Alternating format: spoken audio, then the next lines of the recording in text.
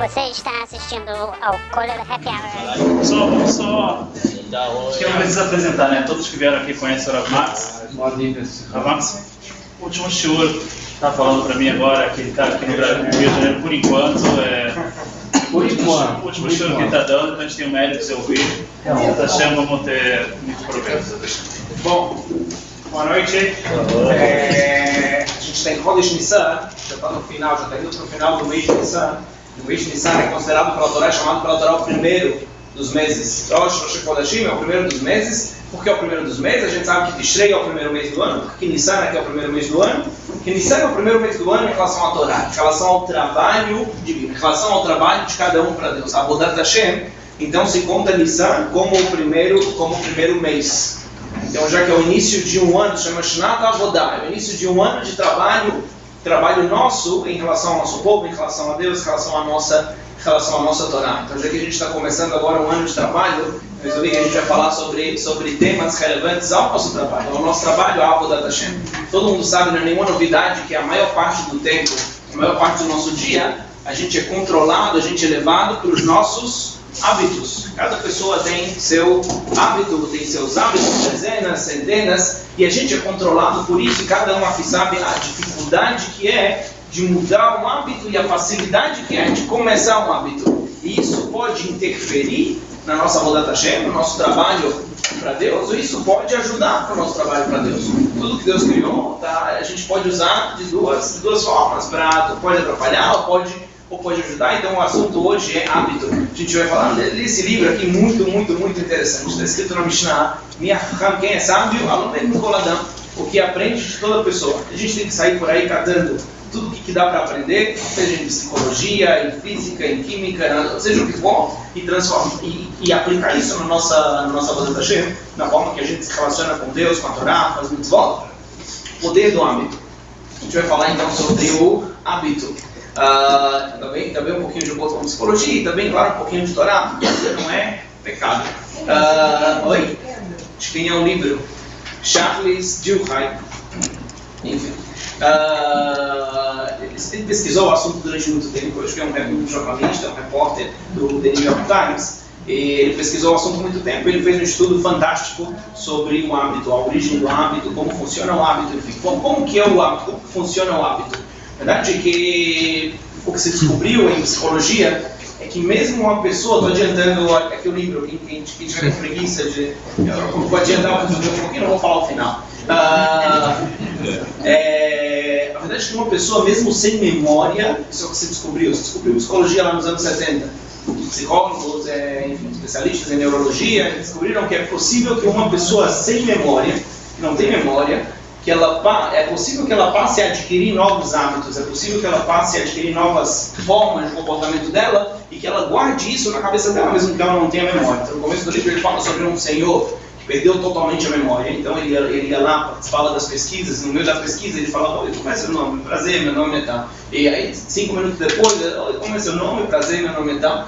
Ele não tinha absolutamente nada de memória, ele lembrava de coisas antigas, então, o que ele fez há muito tempo atrás ele lembrava, mas a memória recém dele ele não tinha, ou seja, seria impossível ele criar um hábito, ou seja, seria impossível que ele fizesse algo agora e amanhã ele voltasse a fazer o que ele fez hoje, porque ele não tem memória, já não tem memória. Então se eu tenho um hábito de passear às 5 da tarde e eu crio esse hábito hoje, amanhã eu preciso da minha memória para saber que às 5 da tarde eu preciso passear de novo. Se eu não tenho memória, então se descobriu que uma pessoa sem memória recente, sem capacidade de guardar nada na memória, algo que aconteceu recentemente, tem uma parte do nosso cérebro que são glândulas basais. Glândulas basais são estruturas neurológicas, elas ficam lá guardadinhas lá dentro do cérebro, e a parte do cérebro que é menos afetada, se Deus nos livre, acontece algum acidente, então a parte mais externa do cérebro é a parte está relacionada a memórias mais recentes.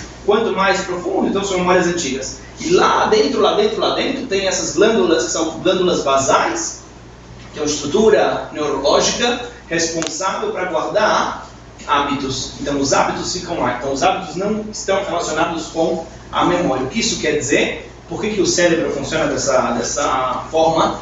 Muito simples. O cérebro ele não é preguiçoso. Ele precisa poupar esforço, ele precisa poupar energia. Assim, em todo o nosso corpo, assim, mas o cérebro em especial, ele não quer estar o tempo inteiro pensando. Então ele tenta colocar as coisas no automático para facilitar para a gente. Então se ele vê que eu, Max, acordei hoje às 7 da manhã, e amanhã acordei às 7 da manhã, depois de amanhã, então ele entende que é correto acordar às 7 da manhã. Então ele entende que para mim é para o meu bem, se eu estou fazendo é para o meu bem. Eu não vou mandar em você. Se você faz, é porque você é inteligente, por isso você tem cérebro. Então ele entende que eu tenho que acordar às 7 da manhã. Então com o passar do tempo vai acabar, isso vai virar um hábito. Se eu acordo de manhã e eu vou na janela, e eu acordo de manhã e eu vou magicamente fumar um cigarro na janela. Não vou tomar café da manhã, não vou falar com a chácara, não vou passear com o meu jogo, vou para a janela e fumo um cigarro na janela. Então eu faço isso uma vez, 2 vezes, 3 vezes. Meu cérebro entende que se eu faço isso, é porque é necessário para mim. Eu sou um mamífero, os animais, eles fazem coisas que são necessárias para eles. O urso não acorda às 6 da manhã para fumar um cigarro na janela. O que o animal faz, ele faz o que é necessário para ele. O ser humano é o único animal que ele faz coisas que ele sabe que não é para o bem dele. Ele sabe que não é necessário para ele, mas mesmo assim ele faz. O cérebro é o cérebro de um mamífero, como qualquer outro. Então ele entende que aquele meu comportamento lá no início da manhã é necessário para a minha sobrevivência, porque um animal que se preze, como somos, ele só faz coisas que são necessárias para a sua sobrevivência. Né? A gente está longe disso, só os mamíferos, os outros. Então ele entende que tem que ser assim. Então aí surgiu, se criou, se formou, Deus criou essas glândulas que elas estão lá para frisarem que aquele comportamento é um comportamento necessário para a minha sobrevivência. Ela vai, então eu vou acordar de manhã, se eu já fiz isso, de na janela fumar durante muito tempo, o que eu vou fazer? Fumar, não tem problema. Isso se provou que é assim, porque é para poupar nosso cérebro de esforço demasiado. A má notícia é que os costumes, esses hábitos, eles nunca desaparecem. Então o cérebro, ele não tem a capacidade de saber o que é um bom costume ou não. Então, se fosse assim, então seríamos robôs. Então o cérebro faz o papel dele. Olha só, você é um mamífero inteligente, não é? Então se você às 7 da manhã acorda e vai para a janela fumar, deve ser que isso é bom. Então a partir de agora está decidido, esse aqui é o seu hábito, ponto final. Hoje isso fica na memória? Não, isso é muito importante para você. O cérebro fala, eu vou guardar isso lá nas glândulas basais. Pode acontecer, Deus me livre, o desastre que for, você pode perder a sua memória inteira. Você não vai ter memória, você não vai lembrar quem é você, como você chama, como se chamam seus filhos. Mas você vai acordar às 7 da manhã e vai querer fumar um cigarro. Por quê? Porque esse é o teu hábito. E se você criou esse hábito, deve ser que isso é muito importante para você. Essa é a filosofia do cérebro. Então a má notícia é que o cérebro fala, deixa comigo, esse hábito aí nunca vai se perder. Enquanto você tiver vida, esse hábito vai existir. Enquanto você tiver capacidade de colocar em prática esse hábito nunca vai desistir, nunca vai deixar de existir. Qual que é o problema? Que não todos os hábitos, talvez a maioria dos nossos hábitos sejam bons, mas pode ser em alguns casos que tem hábitos que não são bons, que não são saudáveis. E a gente quer mudar isso. É a má notícia que não se pode mudar. Qual foi o experimento que eles fizeram? Um dos experimentos que eles fizeram para chegar a essa conclusão, outras conclusões que a gente não vai falar aqui, podem ler o livro, recomendar. Não estou vendendo, falando que é bom, não fiz nenhum acordo com a Siciliano, com a Saraiva. Eles fizeram um experimento, qualquer experimento, um dos experimentos que fizeram. Eles colocaram um ratinho lá numa caixa, num corredor, um ratinho de laboratório. Isso. Colocaram lá numa caixa, fizeram um túnel para ele. No início do túnel estava o ratinho, tinha uma porta que impedia ele de seguir pelo túnel, e lá no final do túnel, o túnel em formato de T. Imagina, eu ia trazendo o projetor, mas imaginei que essa hora a gente ia apagar a luz, colocar aqui o projetor, vai todo mundo dormir no meio, então acompanhem com a imaginação. Então tinha lá um túnel em formato de T. Então o ratinho, ele estava lá fechado, tinha lá uma portinha, ele tinha que, a portinha ia ser aberta, dava um clique, fazia um clique, o ratinho tinha que sair pela parte comprida do corredor, e quando ele chegava lá na frente, ele tinha a opção direita ou esquerda. Isso. Na opção direita, se ele fosse, não tinha nada. Na opção esquerda, tinha um chocolate. Né? Então, o que fizeram? A primeira vez, tiraram uma plaquinha, o ratinho levou bastante tempo para até chegar lá no final. Falaram, tem que ter um chocolate, ele falou, um chocolate. Segundo dia, demorou. Terceiro dia, enfim. Depois começaram a colocar obstáculos E com o tempo ele já sabia exatamente onde estava o chocolate. Então com o tempo, quando se dava o clique, então o ratinho já ia correndo diretamente para o chocolate.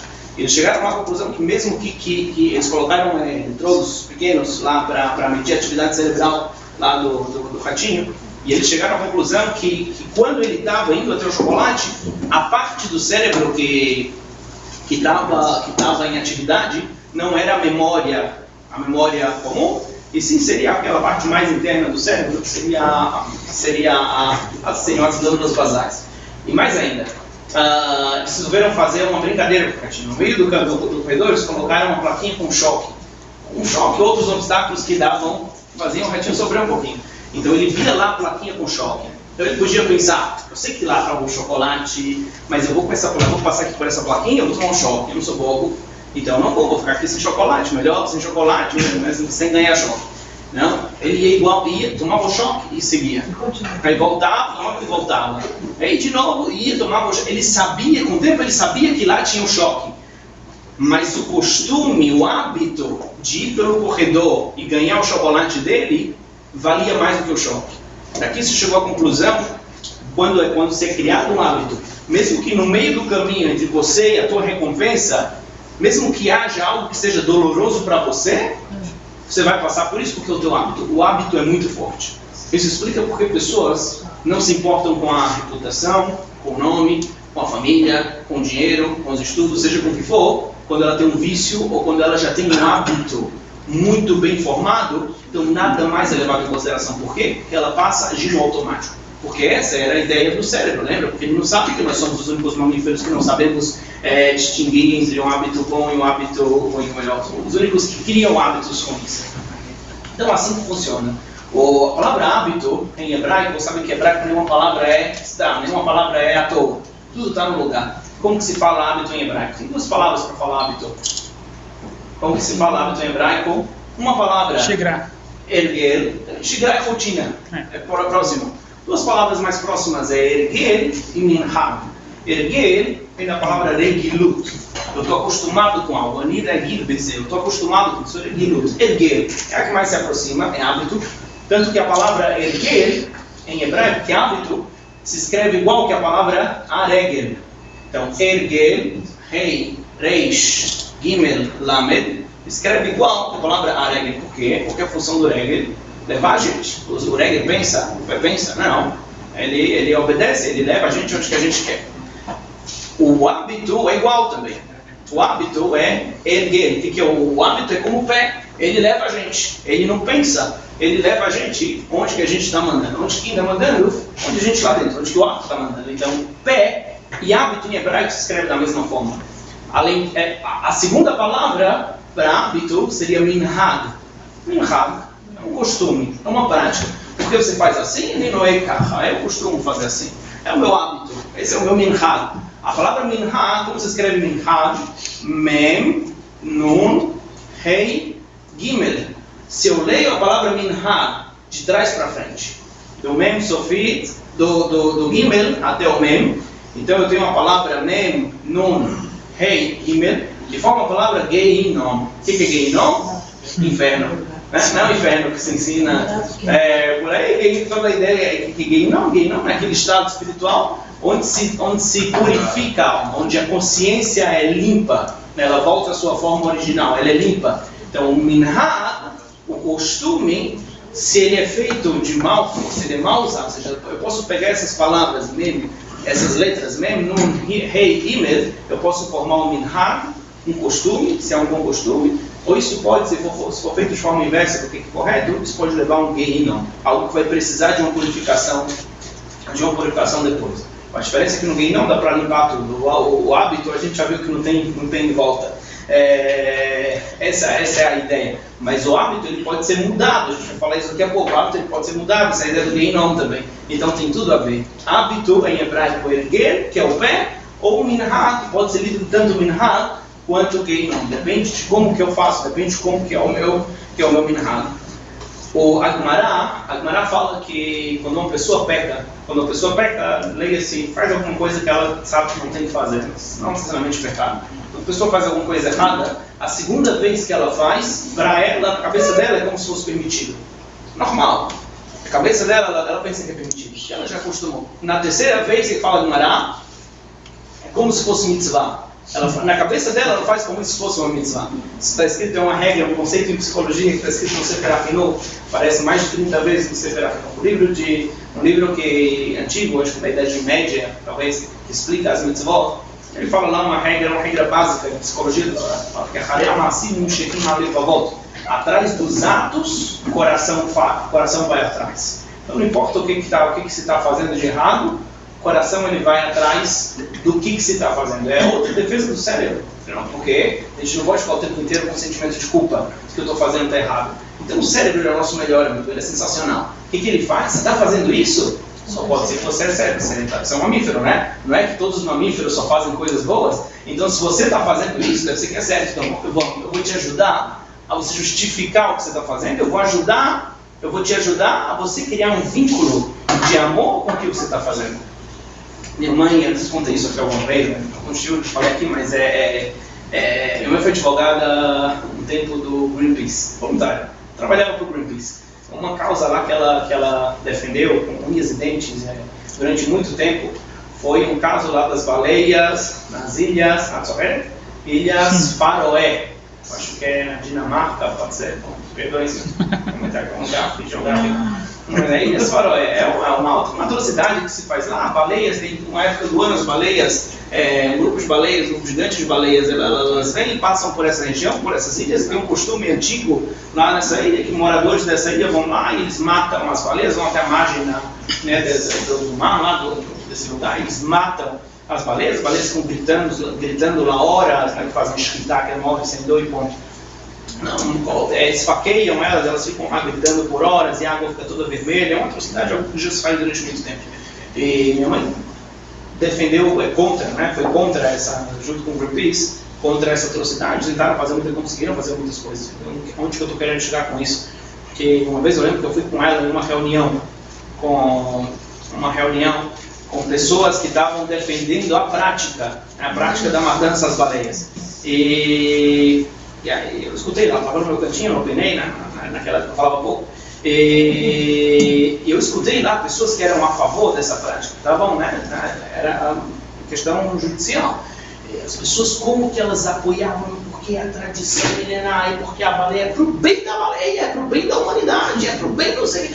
E as desculpas esfarrapadas que se falavam, mas se era falado com tanta convicção, era tão verdade que no final quando eu escutei o argumento, eu tive vontade de ir lá e falar, não, vamos pra casa, talvez o cara tenha razão.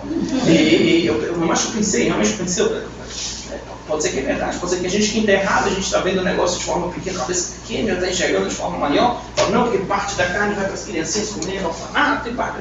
E no final eu acreditei no cara. Depois eu saí pensando, como pode ser que eu vou fazer uma coisa dessa, até onde a gente chega. Como que um cidadão desse chega a pensar que está bem o que ele está fazendo? A resposta é essa, que o cérebro ele quer acalmar a gente. Nós está fazendo, certeza é bom. Então ele tenta, por isso que por interesse, isso a gente faz por motivo, porque dá para fazer, por interesse, enfim. Mas a gente acaba acreditando nisso no final. Isso que a Guimarães fala que a segunda vez que você faz uma coisa errada, na tua cabeça já parece permitido. Deus não mandou um raio, não foi fulminado, não aconteceu nada. A terceira vez você faz como se fosse mitzvah, como se fosse algo positivo. Por quê? Porque o teu cérebro tem essa capacidade de se adaptar. Isso é o hábito. Essa é a regra. Atrás dos atos vai o coração. Vai o coração, vai o dado. Dado é a consciência.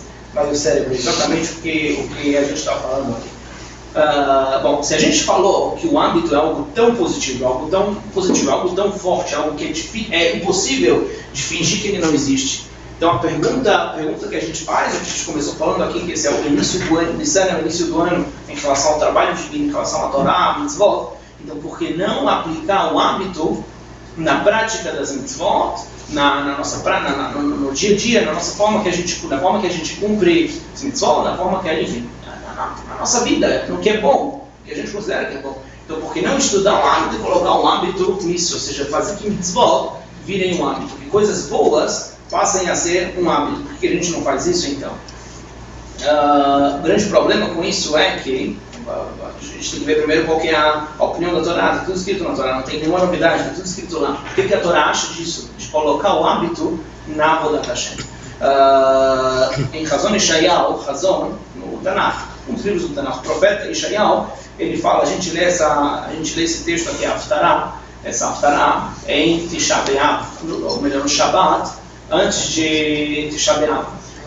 Por quê? Porque ele fala sobre as tragédias que aconteceu lá em Jerusalém, etc. Profecias, coisas fortes e repreensões fortes de Hashem para o povo judeu. Um dos pontos que ele fala aqui, ele fala Shmuk Davar Hashem, ele fala Lama li roz b'cheichem. Por que tantos korbanot? Para que Deus falando. Tudo isso aqui é Hashem, é o Deus falando. Para que vocês me trazem esses sacrifícios? Amar Hashem, falou Deus. Ele fala Savat, Yolot, Elim, Vechelev, Nerim, Vedam, Parim, Kupassim, Gatulim, Lochapatzti, tanto sangue, tanto que eu não gostei nada disso, mas adiante ele fala que para ele, para Deus, isso aqui tem um cheiro insuportável. E ele dá uma bronca na gente, por que a gente segue fazendo korbanot, por que a gente segue trazendo sacrifício, e ele fala que isso para ele é algo asqueroso, algo que ele não gosta. Como assim? Perdeu a memória? Quem pediu sacrifícios? Lá atrás, o próprio Deus pediu sacrifícios. Ele falou, não, ele é um aroma agradável para Deus. Então, como você está me falando aqui, por que você está me trazendo tantos sacrifícios? Olha, porque você me pediu. O que tem atrás de tudo isso? Mais na frente, na continuação, ele fala que vocês passaram a se comportar, passaram a cumprir mitzvot, a cumprir as leis, os mandamentos da Torá. Mitzvot anashim melumadam. O que é mitzvot anashim melumadam? Mitzvot de pessoas, Anashim Melumadam, quer dizer pessoas ensinadas, pessoas robóticas, robotizadas. Anashim Melumadam é isso, uma pessoa que foi ensinada para algo. Ou seja, vocês passaram a se relacionar com a minha Torá como mitzvot Anashim Melumadam. Você acorda às 7 da manhã, lembra do exemplo de acordar às 7 da manhã? Você acorda às 7 da manhã, você lava a sua mão, você fala a sua rezinha, você coloca o seu tzitzit, você chacoalha as franjinhas, você vai para a sinagoga, balança, remexe, dá voltinha, dá esforço para trás, dá esforço para frente, chega em casa, reza, come, reza, tem quem trabalha, tem quem estuda, e mitzvot Anashim Melumadam. Estão fazendo. Mas estão fazendo de forma com um hábito. Isso virou para vocês hábito. Deus não quer, Deus em nenhum momento quis, que a gente percebe, Deus em nenhum momento quis um povo de robôs, um povo que atuam pelo hábito. Senão assim é fácil, meu filho tem que fazer 3 anos. Eu ensino para ele, eu programo ele, olha meu filho, acorda às 7 da manhã, lava a mão, chacoalha o tzitzit, mexe, três para trás, 3 para frente, e assim vai. É fácil de ensinar, não é difícil. E aí, agora meu filho, até os 120 anos, vai lá, criei nele um hábito, coloquei nele um hábito e que ele vá. Qual o problema disso? Sabe só nisso? Deus não quer. Porque Deus não quis os korbanot. E a festa? Como é que fica a festa? Vamos chegar à festa guardada, mais pra frente. Como que fica então os korbanot? Os korbanot, qual era a ideia principal do korban? Não é assunto de hoje do korban, a gente vai falar disso rapidinho, mas a ideia principal do korban fica para falar que o korban tinha um aroma agradável para Deus. Porque o korban, que era realmente importante para Deus na hora que se trazia o korban, o sacrifício, era o sentimento que se gerava quando o korban era feito. Qual que é a grande prova disso? Quando Hashem fala para Abraão trazer o filho dele de Olá, de um korban. Pega o teu filho. Qual filho? O primeiro filho. Qual o primeiro filho? 2 mulheres, cada uma é meu primeiro filho. A Shera Rafta, que você ama. Eu amo os 2, não? Você mais ama. Ele te Tzhak. Ele faz toda uma preparação, uma tortura psicológica, e aí ele fala para Abraão, pega esse filho, esse que você ama, etc., o menor, filho da tua velhice, e sacrifica ele para mim. Nenhum momento Deus esperou pelo sangue de Tzhak, nenhum momento Deus esperou o sangue de Tzhak queimando em korban. O que Deus esperou? Aqueles 2 segundos que um pai estava com uma faca levantada, disposto a sacrificar o que ele tinha de mais precioso na vida, que era o filho dele. Aqueles 2 segundos, era isso que Hashem queria. Você chegou para isso, você vai ser o pai do meu povo. Você quem vai trazer a luz para o mundo, você quem vai trazer a Torá para o mundo, você quem vai trazer a justiça para o mundo. Eram esses 2 segundos que eu queria. Se Abraão tivesse ido lá, você quer meu filho? Tranquilo, depois eu faço o outro, né? Pega aqui, vem cá, vai lá. Ia ter mudado de nada. Não era para ter matado Abraão. Foi mal, Hashem, agora já aqueles 2 segundos que a faca estava levantada, era isso que Hashem esperava. Então, quando Hashem fala que teus korbanot para mim viraram asquerosos, porque o que eu esperava quando você trouxesse um korban hatá, um korban de pecado, um korban todá, um korban de agradecimento, eu esperava que fosse de agradecimento, eu esperava o teu coração. Eu esperava quando você trouxesse um korban todá, porque você construiu uma casa, esperava que você viesse lá agradecer para mim que eu te dei a casa. Se não fosse comigo, você não ia ter casa nenhuma. Eu esperava que você ia agradecer, que você ia sentir, você ia demonstrar quanto que você está feliz por todos os milagres que envolvem construir uma casa. Eu nunca esperei um bode amarrado, sangrando, com o intestino pegando fogo. Não foi isso que eu imaginava. E isso que a gente fala lá em Hazon. Vocês chegaram ao ponto que vocês falam, vocês tratam os korbanot. Mas esses korbanot já não me servem mais. Por quê? Porque é hábito. Hábito. Mesmo todo dia trazer o korban, todo dia. E não é isso que eu quero, porque senão é um povo que chega de robôs. Enfim.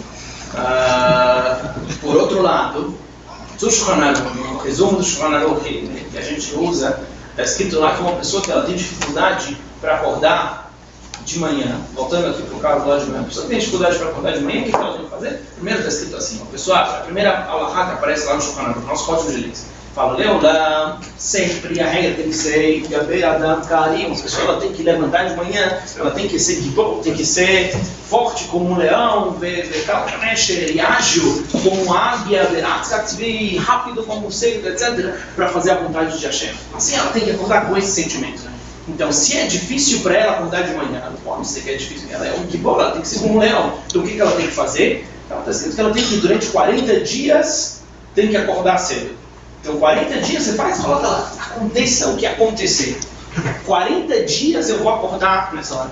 Depois de 40 dias, falo lá no Shulchan Aruch, que isso já vai ser agir para ele, já vai ser algo costumeiro para ele. Ele vai ter, no dia 41, ele não vai ter dificuldade nenhuma, vai ser tranquilo. 40 dias faz, sem quebrar nenhuma vez. 40 dias seguidos e acabou. De onde que o Shulchan Aruch tirou isso? Eu estava lendo aqui esse livro outro dia. E aí eu vi que eles... abri na página.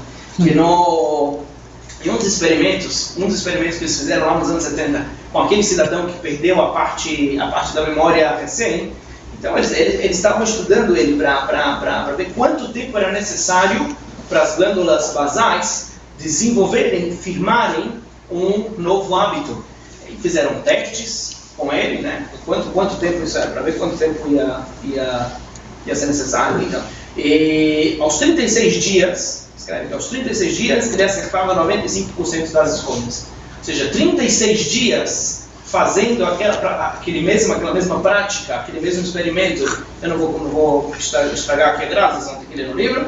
Tinha trazido alguns para vender, né? 36 dias fazendo o experimento, ele acertava 95% das escolhas. Então eles chegaram à conclusão que em cerca de 40 dias é suficiente para um hábito se fixar 100%. Fala o Shulchan Aruch, que nunca leu esse livro aqui. Bastante tempo atrás. 40 dias. 40 dias fazendo, isso vai fazer. O Shulchan Aruch me dá uma dica de como usar isso aqui, o hábito, em prol da mudança Hashem. Então, por um lado, parece da Torá, Deus não quer que a gente vai fazer as coisas de forma robótica, por outro lado, parece que sim que a gente tem que usar. Como que fica? Os dois estão certos. A gente tem uma dúvida em algo de Torá, a gente fala que as duas respostas estão certas, a gente precisa saber como entender. Só para fixar aqui a força do hábito, eu sei que todo mundo já acreditou nisso, mas só uma última prova disso. Tem uma, quando Noah, está na moda agora Noah, está no cinema, quando Noah saiu também não estou vendo quando Noah saiu da Teivá, antes disso, quando Deus mandou Noah entrar na Teivá, quando Noah mandou Deus entrar na arca, está escrito que Deus falou para ele para entrar, falam lá que Noah não quis entrar. Deus teve que forçar ele a entrar. Por quê? Tantos anos trabalhando, ele se acostumou. Depois ele não entendia por que não, deixa eu morrer construindo a arca. Por que eu tenho? Para que arca? Que arca? Por que entrar na arca? Ele já se acostumou lá com a rotina dele. Ele já que Deus teve que obrigar ele a entrar na arca. Quando foi para sair da arca, ele sim quis sair, mas os animais não queriam sair. Está escrito está escrito lá na Parashat Noah, vai Noah, vai você, e você tira eles da Teivá. Falam nossos comentaristas que os animais também não queriam sair da Teivá, não queriam sair da arca, porque eles estavam lá, imagina como que eles estavam lá na Teivá, como que eles estavam lá apertadinhos, tanto tempo passaram lá na arca, que agora que eles têm liberdade, eles não queriam sair. Por quê? É o hábito, eles se acostumaram com isso. Isso fala pra gente a Torá, então de novo, como que dá pra, como Deus pode pedir pra mim, pra fugir disso, pra não considerar o âmbito. Agora a gente já vai chegar para a resposta. A Torá fala para a gente sobre dois povos, Amon e Moab. Amon e Moab, eles foram proibidos de entrarem na Bekahal Hashem, entrarem no meio do povo judeu para sempre. Por quê?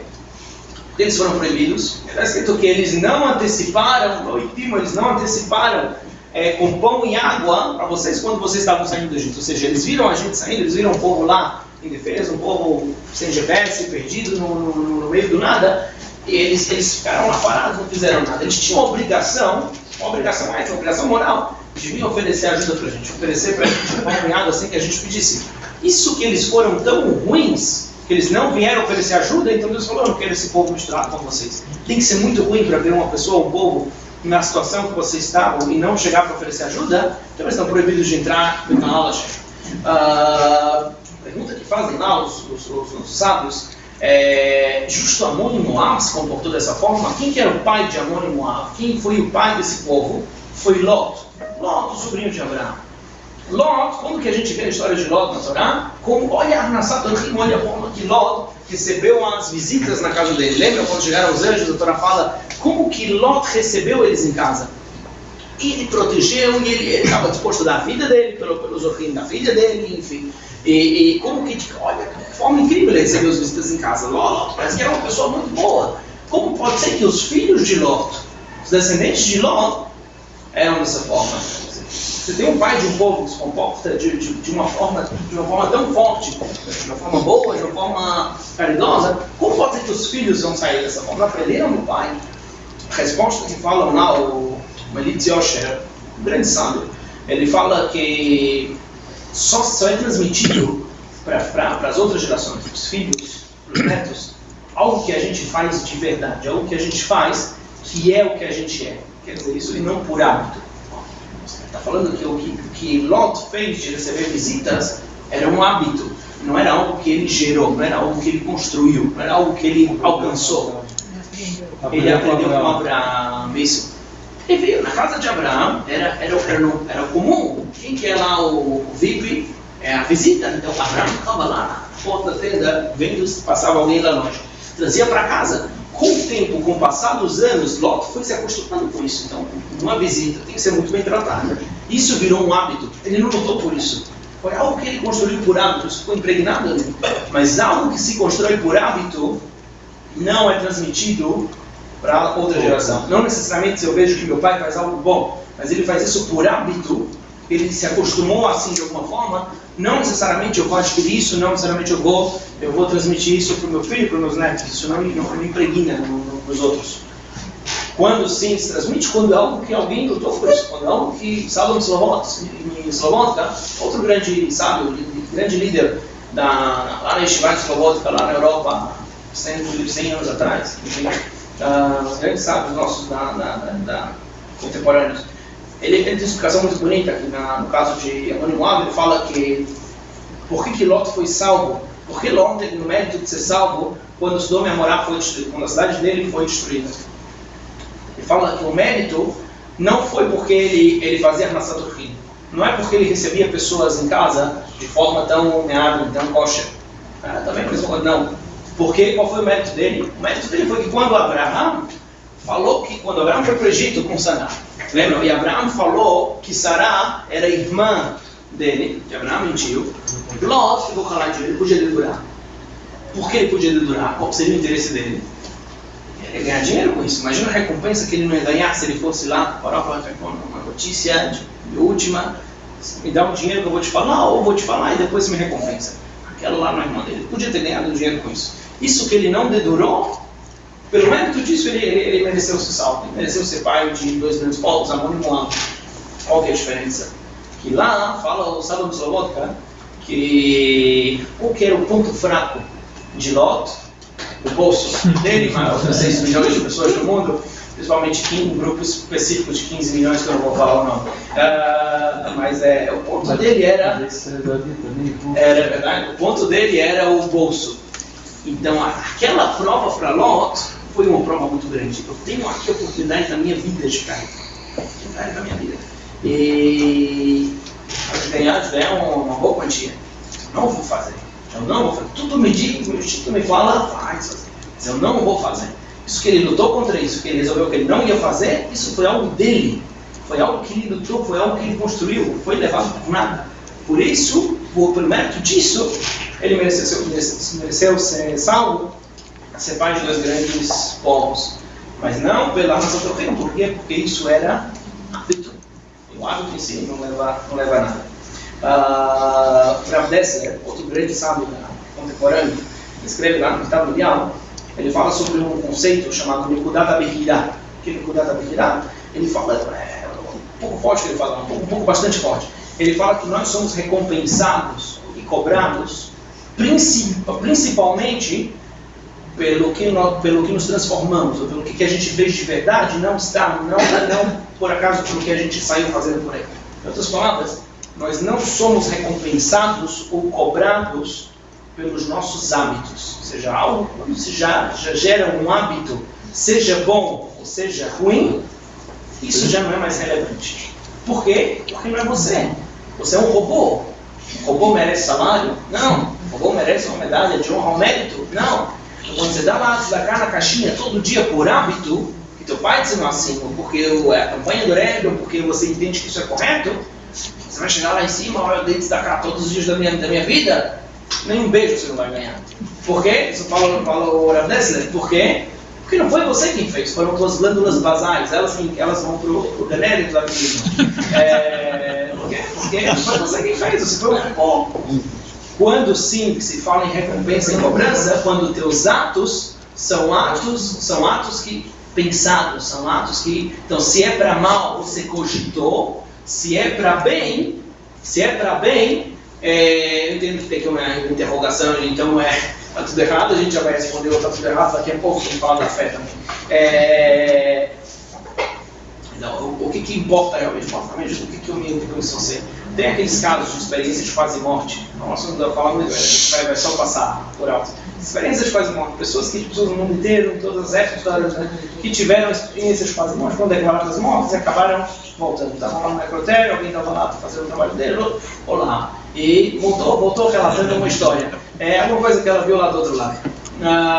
Pessoas falam que lá em cima, na hora que elas viam a vida delas passando, como se fossem, elas falam, projetadas no rio, elas viam com todos os detalhes que elas fizeram. E o que se dava ênfase?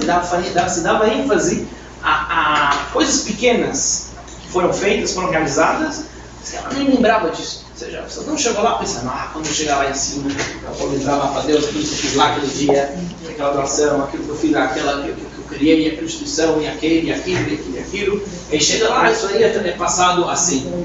Mas o que ele fez, que ele nem lembra, só que ele ajudou de forma natural, que ele nem lembrava, a tzedakah que ele fez lá, que na cabeça dele foi algo muito banal, ou aquela vez que ele podia ter falado que não, falou que sim, a gente podia falar que sim, falou que não, coisas banais, para isso ele ganha uma medalha de honra ao mérito. As pessoas falam isso, não pessoas judias, pessoas do mundo inteiro, experiências de quase morte aconteceram no mundo inteiro. E esse é o ponto, por quê? Porque a resposta está escrita nos nossos livros, escrito lá, Rahman Ali Babai. Rahman Ali Babai quer dizer a Torá quer coração. A Torá não quer minhas glândulas basais. A Torá quer o meu coração. Meu coração não tem nada a ver com os meus hábitos. Mas a gente volta para a pergunta, mas qual o problema? O professor de Caramba falou, a roda 40 dias. E no 41º, qual o problema de mesclar uma coisa com outra? A gente falou então lá da historinha do rato, lembra? O rato no corredor, com um corredor em formato de T, que tinha um chocolate, mesmo que tinha uma plaquinha que dava choque no meio, ele passava e porque ele era o hábito. Outra experiência que eu não falei, deixei para falar de propósito depois. Antes da experiência, ele chegava à conclusão, lá no meio do livro, lá nos anos 70, ele chegava à conclusão então, que um hábito, há um loop do hábito. O que é um loop? Aquele ciclo, cadeias. Então, como que é o loop do hábito? eles estudaram o hábito dessa forma. Então, existe uma deixa. Mais um pouquinho. Existe uma deixa quer dizer, algo que impulsiona o hábito, que no caso do ratinho era o clique. O ratinho estava lá vivendo a vida dele, escutando música, lendo um livro muito bom, meditando. Ele escutava o clique, hábito. Vai pegar um chocolate, tem um choque no meio, e volta, volta. Por quê? Tinha uma deixa que era o clique. Ele escutava o clique, aí tinha a rotina, esse é o loop. O loop é deixa, rotina e recompensa. Essa aqui é a anatomia do hábito. Ele escutava o clique, olha, 7 da manhã, o mouse ganhou 7 da manhã, levar a mão, 7 da manhã, correr. Qual que é o clique? O despertador, 7 da manhã.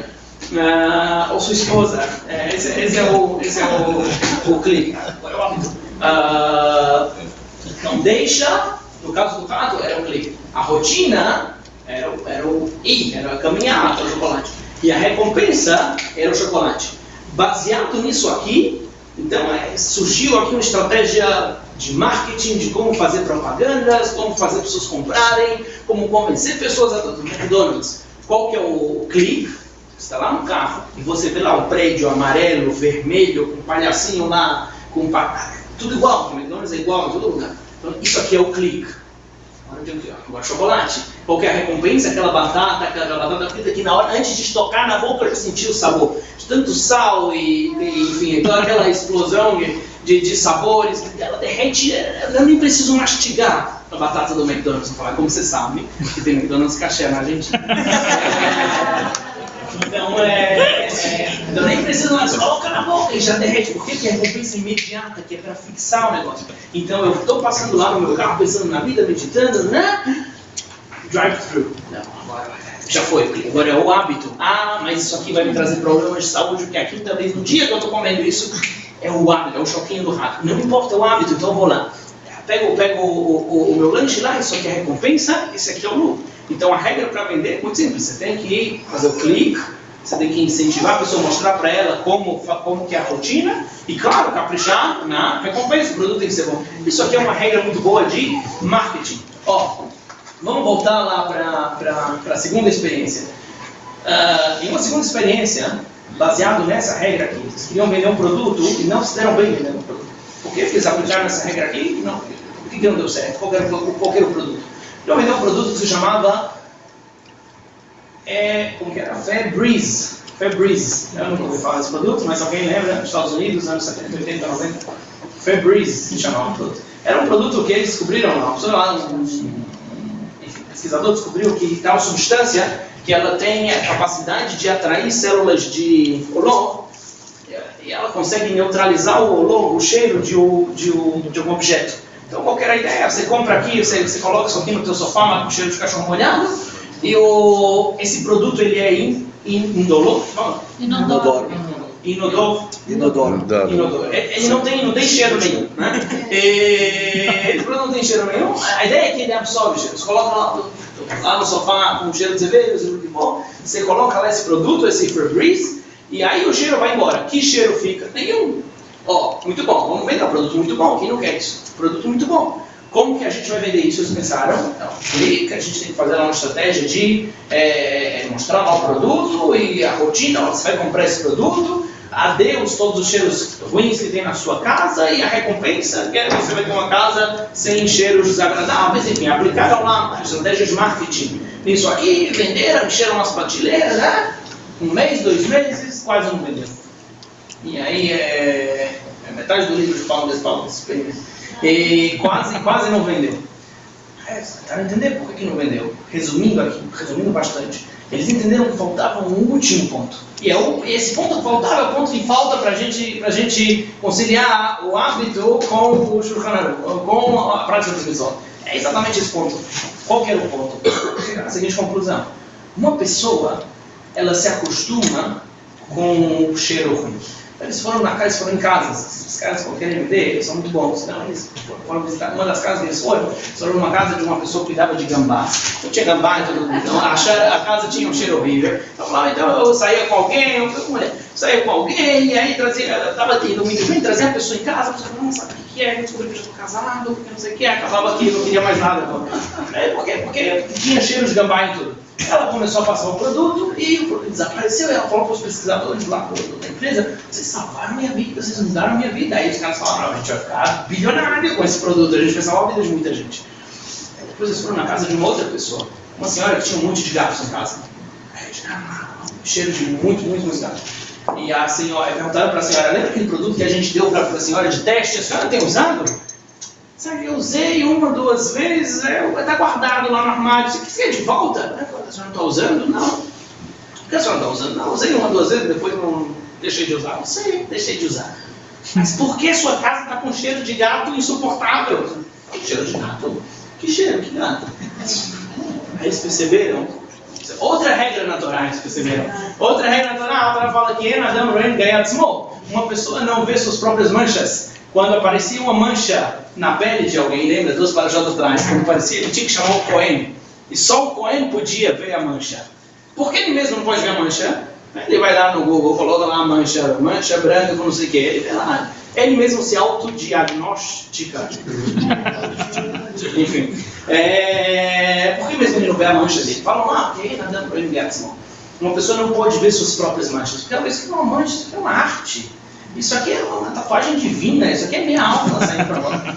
Pode ser a mancha aqui. Por quê? Porque se é dela, ela deixa de ver com vontade. É outra capacidade que o nosso cérebro tem de encobrir nossos poderes. Se você tem, é porque é bom, se você é bom. Né? Se não sair daqui, é mão do cérebro. E a mesma coisa o Cohen. Só o Cohen podia ver, mas por que o Cohen era especialista? E se a mancha fosse no Cohen, então eu tinha que chamar outro Cohen. Porque mesmo que ele é especialista, é porque o psicólogo não pode falar com ele mesmo. Ele está certo. Olha, para não saber, eu falo com você, mas eu estou bem, eu entendo meus problemas, eu não tenho problema nenhum, é tudo psicológico. Né? Porque Enadam Roen Gayatzmo. Uma pessoa não vê suas próprias manchas. Então, voltando lá para a história do gato, então a gente tem a capacidade de se acostumar com tudo, inclusive com cheiros de dezenas de gatos. Então a senhora falava, eu coloquei aqui, mas não. O que mudou? Quer dizer, falavam que não tinha mais cheiro, mas para mim, eu estou acostumado com isso. Então eles descobriram um mundo aqui chave. Estava faltando aqui 2 pontos, tinha que acrescentar no nosso loop. Nosso loop era deixa, rotina e recompensa. Primeiro, aqui não tem recompensa, porque a pessoa tem que sentir a recompensa, e aqui ela não estava sentindo a recompensa. Então, se você quer que o hábito funcione, seja bom e duradouro, então você tem que frisar a recompensa. O que eles fizeram? Eles resolveram colocar um cheiro no Febreze. Eles removeram tudo lá das pristeiras, colocaram um aroma agradável e agora você tem uma recompensa. Porque por mais que você não sinta lá o cheiro lá dos seus 55 gatos, mas agora você vai, não só isso, você vai sentir. Então qual que é a deixa? Você vê lá, a deixa é a casa suja. A casa suja quer dizer, agora é hora de pegar a vassoura e limpar. Limpei. A rotina é passar o spray. E a recompensa é a satisfação que isso, calma, agora tem uma recompensa, agora vai vender. E mais, um outro ponto faltou, que é um ponto para a gente equiparar aqui com as mitzvot, o anseio. Lá na rotina, é o percurso que eu preciso ansiar pelo chocolate, eu preciso ansiar pela batata frita que derrete antes de eu colocar na minha boca do McDonald's. Por isso que no McDonald's é tudo igual. Não McDonald's e outras companhias, são todas iguais. Por quê? Porque elas precisam despertar o teu. E não importa se você está aqui no Afeganistão, seja onde for, você viu lá a casinha do McDonald's, é igual, o palhacinho bonitinho, Israel, o palhacinho tem peiote. Por que no Afeganistão o palhacinho vai de boca? Porque tem que ser igual, tem que no Nordeste não vai congelar. Tem que ser igual, a mesma cor. Por quê? Porque senão não vai despertar o clique. Eu tenho que passar a ver McDonald's. Colesterol, e assim como qualquer outra, tem que ter aquele mesmo padrão. Então os atendentes têm que atender com o mesmo sorriso, com a mesma roupa, com o mesmo. Por quê? Que é para manter acionado lá. Por que eu estou aqui? Cala a boca, você está aqui porque você foi obrigado a chegar aqui. Porque você está sendo, as suas glândulas basais se trouxeram para aqui. Não pensa, come a batata, pede outra, não pensa. Essa é a ideia. Mas por que no McDonald's e aqui no Febreze eles ganharam? A recompensa é muito boa e o anseio. Se o chocolate não for muito bom, o ratinho vai ver a plaquinha de choque e vai falar, de boa, esse chocolate não é tão bom assim. E vai voltar. O chocolate tem que ser muito bom. Então é um anseio. Então quando você pega e faz dessa forma, deixa rotina com um anseio e recompensa, aí você tem um hábito. Um hábito que ninguém vai tirar. Essa é a ideia. Aí sim a gente pode colocar em mitzvot. Depende como que a gente trabalha a recompensa e o anseio. Então, se a recompensa, na minha cabeça, a recompensa de acordar às 7 da manhã é simplesmente porque eu não vou para o inferno, então você virou, então você não tem um anseio. Qual é o anseio? Ninguém anseia não ir para o inferno. A recompensa é porque eu vou fazer a minha obrigação, porque Deus está sentado assim esperando eu lavar a minha mão. Então, qual que é o anseio? O anseio está todo podre. Não tem anseio. Por que eu levo Corban? Eu levo o Corban, rotina, pequei. Não, é clique, pequei. Agora é o hábito. O rotina, tenho que levar o Corban. Recompensa, Deus me perdoa, não vou mais para o inferno. E aí Deus fala, não quero esse Corban dessa forma, não quero a mitzvot dessa forma. Agora, se no meio do caminho a gente coloca o anseio, ou a gente muda a recompensa, trabalha a recompensa, ou seja, qual que é a recompensa? A recompensa é que eu estou fazendo a vontade de Hashem. A recompensa é que eu estou fazendo o que é correto. A recompensa é que eu estou sendo um exemplo no meu povo. A recompensa é que eu sou em centenas no meu bairro, ou seja, onde for, que está fazendo o que os nossos pais esperavam, o que Deus espera da gente, o que é ser judeu, o que é... Você vai acordar às 5 da manhã, faltam 2 horas para eu lavar a mão. Por quê? Porque a recompensa é muito boa. Você está pensando, a recompensa é algo muito grande. E aí vem o anseio. Quem quer saber o que é anseio por mitzvah, anseio por fazer a vontade de Hashem? Que leia o livro dos Salmos, que leia o Teilim. A Melech fala, minha alma está sedenta por você. Que a yal da aroga, ela fica em maim, que nafshi da aroga elecha Elohim. Como o animal, o cerdo, como ele deseja, como ele anseia por uma fonte de água, para uma anseia, assim minha alma anseia por você.